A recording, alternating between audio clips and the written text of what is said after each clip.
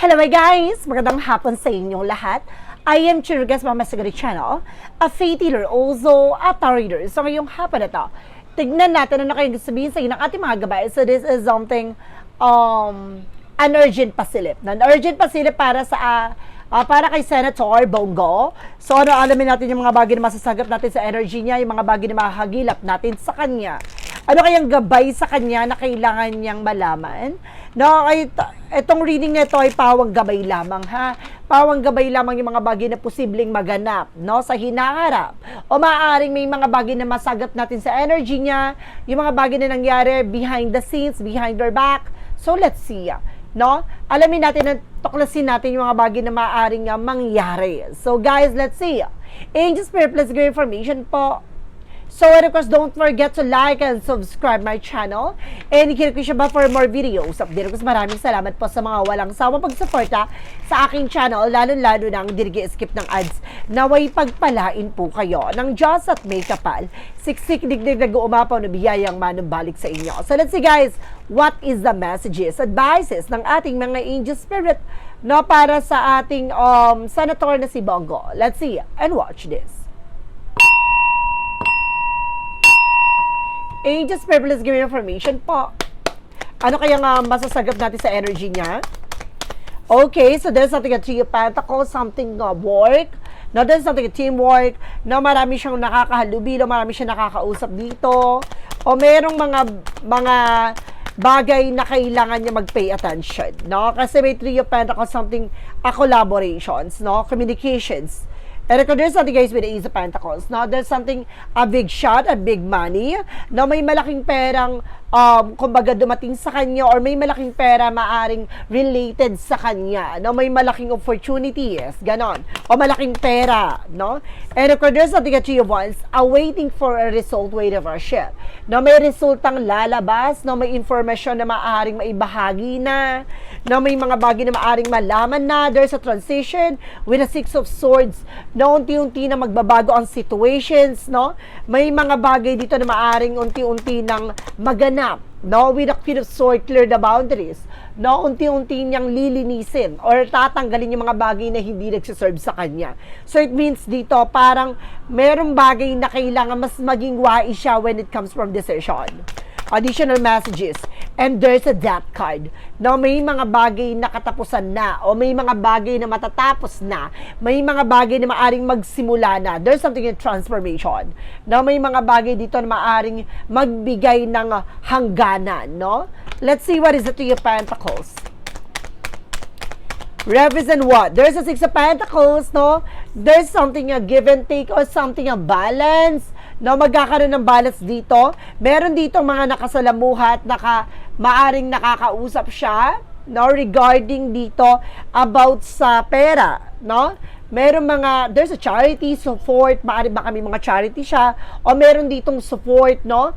At I feel something na may mga bagay na kumbaga pagbabayaran, no? Meron ditong para I feel something magbabayaran o binayaran, something like that. There's an Ace of Pentacles. Ano itong Ace of Pentacles? So there's a Page of Cups. So listen to your intuition, listen to your gut feeling. Kailangan niya makinig sa gut feeling niya na there's something fishy. No? Meron ditong parang isda na maaring malansa. Nakikita niya with the cups. Na may offer dito na maaring, kumbaga, something wrong about this. Na parang may mali sa eksena na maaring malansa, na maaring umalingasa, ganon. Na may kaugnayan sa malaking pera. Something like that. There's a Three of Wands. Waiting for siya. May hinihintay siya resulta. No, there's a Four of Wands sa something event. No, may event or celebration dito. No, this is something, a travel at the same time. What is the Six of Swords? Ano yung mga bagay na maaaring magbago? And there's a Ten of Pentacles. No, may mga bagay na maaaring magbago tungkol sa long-term success. O maaaring may tungkol or kaugnayan about sa properties, documents, no, mga ari-arian, pera. No, at the same time, there's something with the Three of Swords, something pain. No, maaaring itong bagay na to ang magdadala sa kanya ng disappointment. O meron siyang bagay na kailangan tanggalin, no, or linisin. There's a Three of Swords na parang masasaktan siya or mahihirapan siya from this agenda, no, from these situations na to. What is the death card? No, ano itong death card na to? May tungkol sa mga patayan ba? Or ano tong death card na to? May tungkol sa pagkamatay? Or may tungkol sa isang bagay na maaring natapos? Ganon. A death card, kasi alam niyo naman yung death card, diba? So there's something guys with the Two of Cups about sa partnership. No, merong bagay na natapos na or matatapos about sa partnership. No, I feel something laglagan. No, may nasansa ko dito na maaring may laglagan na magaganap. No, parang may mga mawawakas na partnership. Ay. No, what is the Three of Pentacles and the Six of Pentacles? Represent with the Nine of Pentacles. So that's something potential for a month. Maraming pera, ha? Umaga maraming perang kumbaga related dito. Nakita niyo yung Nine of Pentacles, meron ditong something parrot, merong magtotok. No, about sa properties, about sa pera, ganon. So, mayroong mga nakakasalamuha siya na maaaring mag-talk. No, there's the Moon card revelation. No, may mga bagay din na marireveal. Oh my God! May bulabog na may kaugnayan dito sa something special na malansa, na maaalingasaw, na may tungkol sa malaking pera at salapi. Ay, ano kaya yan, guys? Kaabang-abang. What is the Three of Wands? Because the Four of Wands. No, there's something guys with a Wheel of Fortune with a turning back. No, meron ditong bagay na maaring kumbaga mangyayari na. There's a destiny to happen. The Wheel of Fortune is something turning back. No, maaring babalik no ano man yung bagay na ginawa. There's a good and bad thing. So kung itong bagay na to ginawa mo in a good way, in a good matter, so there's a possible na magiging maganda resulta. Pero kung gumawa ka ng hindi maganda, waiting for a waiting for a ship, no, the waiting is over. No, lalabas ang katotohanan, lalabas na ang resulta. Ganon. And there's a Knight of Wands. So there's something perseverance. No, parang may mga bagay na pinagtsatsagaan siya. No, parang bagay na parang pinagpapatuloy niyang ginagawa. No, kumbaga itong Nine of Wands na to parang very ano to, no, parang kumbaga nakasubaybay. No, parang kumbaga very stressed. No, parang itong bagay na very pagod. Na parang hindi niya frustrated, na parang nahihirapan na siyang mag-adjust or something, or gumalaw, nahihirapan na siyang kumbaga kumilos, something like that, no, hindi niya alam kung ano yung uunahin niya, litong-lito, tolero, no? And there's the Eight of Pentacles about dito sa trabaho or tinrabaho. No, meron ditong bagay na maaring nililinis, no, or parang kailangan linisin with a sword na parang magdadala na disappointment. Meron about sa mga kumbaga projects, no, na maaring malantad, malaman. No, what is the Death card? And of course, the Two of Cups. Guys, let's see. So there's something guys with the Queen of Pentacles. Oh my God, sorry guys, wait lang. Okay, with the Queen of Pentacles, the Queen of Pentacles, something maturity, how to manage and control their finances. Meron ditong matatapos na partnership na tungkol sa isang babae. No, merong about sa finance na very controlling, no? Parang itong tao na to ay kumbaga magaling sa pera, parang magaling siyang mag-manipulate ng pera, gano'n. And there's something yung Eight of Pentacles na parang mayroong bagay na kailangan i-let go, no, bitawan, pakawalan. No, parang there's an abandonment, parang meron tong iiwanan. Or pero I feel something na meron ditong iiwan or i-abandonat, no? Parang ganon. Ano tong bagay na marireveal with the Ace of Pentacles, the Page of Cups, and the Moon card? There's a Five of Swords. Oh my God! Gigisa sa sariling mantika with the Five of Swords, self-sabotage. No? Etong revelasyon na to, na maaaring magdala sa kanya ng parang paggisa sa sariling mantika. Na parang, kumbaga yung sasabihin niya, kumbaga talagang may malaking impact sa kanya. Kumbaga, feather the flock together or something like that. I don't know kung ano ibig sabihin nun.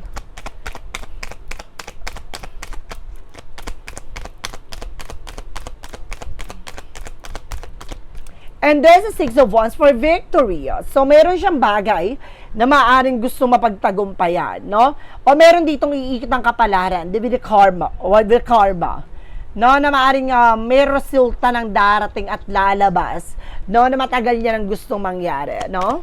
Ano kaya yun, guys? Additional messages. So, there's another one for slow and steady. Unti-unti na, no?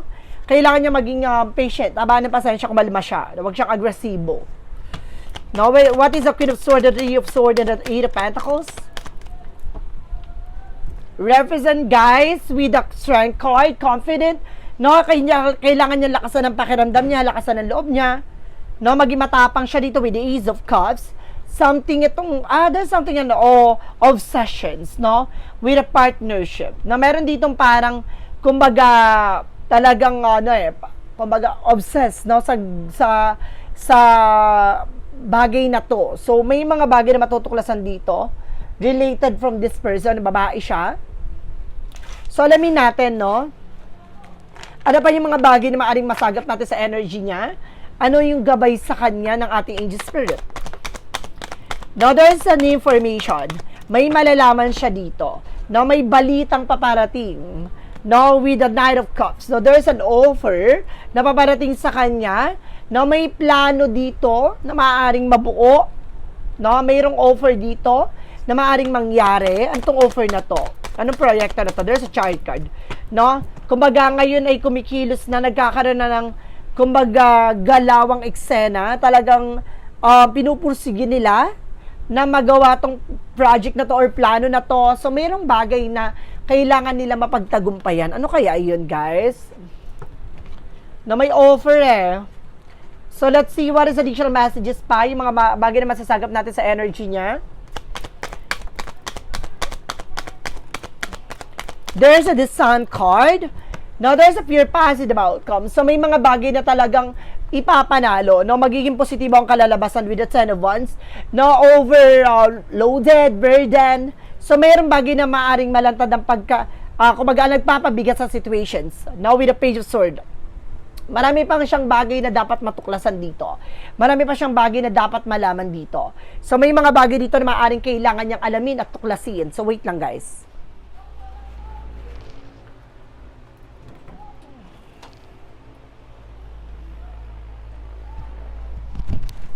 Okay.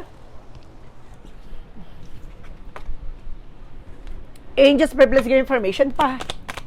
Ano pa masasagap natin sa energy niya? The world. Na may related dito. No, about sa ibang bansa. Na mayroon siyang bagay na hinihiling.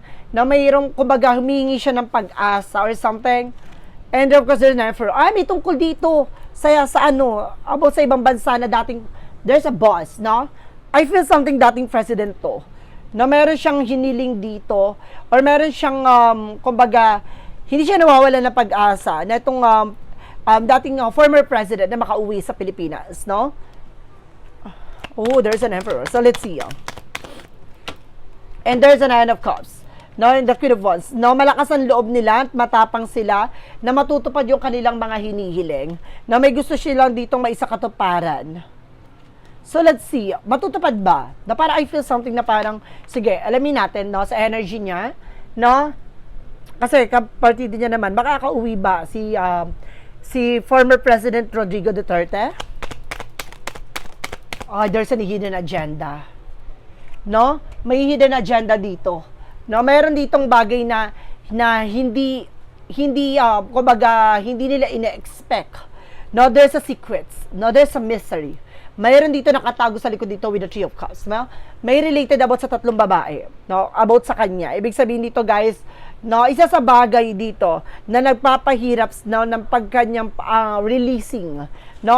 Dahil din dito sa tatlong babae na to. Let's see additional messages. See? May there's something a traitor. No? Parang meron ditong naglaglag sa kanya. No? Meron din nagbigay ng information, no, sa ibang bansa na para mas lalo siyang maipit doon. Now, there's a Five of Wands. See, I told you, there's a complication. Hindi siya makakauwi. Dahil may komplikasyon No? And there's a judgment. There's a wake-up call. Parang paalala dito na kailangan mag-pay attention. Talagang, kumbaga, merong bagay na kailangan talagang kumbaga, maranasan niya. No? Merong bagay na parang hudyat dito na hudyat na hindi na siya makakauwi. Now, there's a decision na parang may decision na talagang kahit anong gawin nila, hindi ito mapapauwi sa ating bansa. Oh my God. So, maaaring ma-denied, no? Ang kanyang, kumbaga,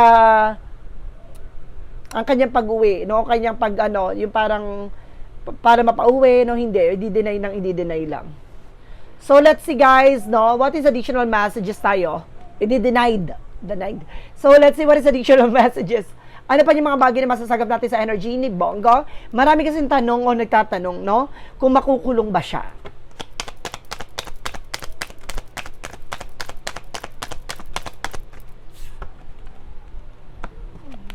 Oy, there's a possible yes. No, may related about sa family. No, with the King of Swords, no? Kumaga meron ditong parang mag-ano sa kanya, no, magbibigay ng or magte-testify lalaki, no, the King of Swords, na magbibigay liwanag, magbibigay ng kaalaman, no, tungkol sa kanya dito, na there's a the lovers, na konektado siya sa mag-asawa. No, kung makukulong siya, no, there's a the Four of Cups, no? Kumaga there's a possible yes. No, hindi niya matatanggap 'to, no? And kung there's an Empress card, kailangan niya alagaan at tutukan niya sarili niya dito dahil may related din siya tungkol sa isang babae. No, there's a Seven of Swords, there's a snakiness, no, there's a cheating, lying. Etong babae na to ay napakasinungaling. No, related siya dito, konektado siya dito, guys. No, kumaga nagtiwala siya sa tao na to. So ito, magkakaroon ng laglagang eksena sa kanila. So guys, what is the outcome? Ano yung kailangan niyang malaman at magbigay gabay sa kanya?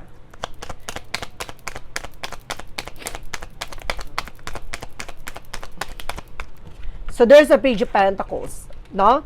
See, may ipit siya, there's a Hangman, no? There's a stock, no? Dahil meron siyang bagay na, kumaga, there's an investment, no? Meron ditong parang mabubulgar about sa isang bagay, no? But marami siya, ha?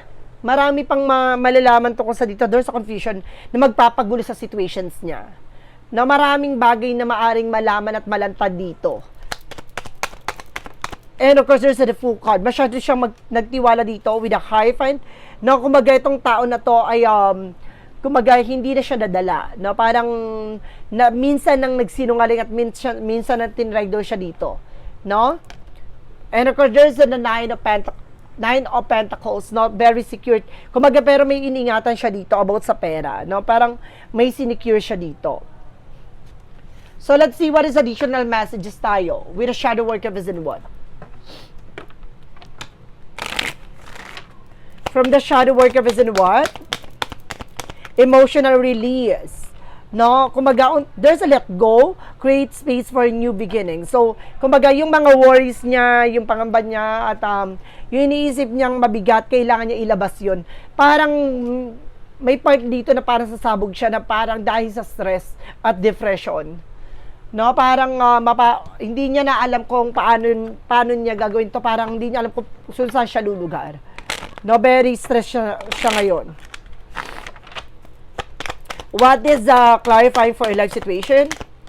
Represent with a wish granted. So, may mga bagay din dito na ano naman yung bagay na hinihiling niya, hindi man dun tugma dun sa gusto niya mangyari, pero ibibigay sa kanya to dahil yun yung mga bagay na mas karapat-dapat. Now, what lies beneath the future?